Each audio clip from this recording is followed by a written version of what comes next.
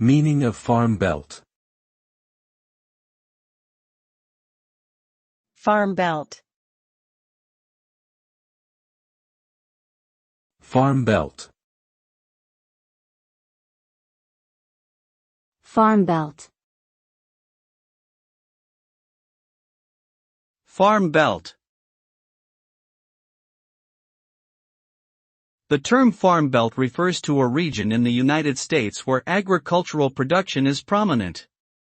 This region spans from the Midwest, including states like Iowa, Nebraska, and Kansas, to parts of the Great Plains.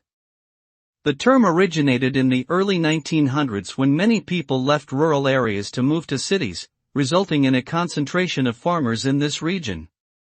Today, the Farm Belt continues to be an important source of food production for the country, with a variety of crops grown including corn, soybeans, wheat, and more.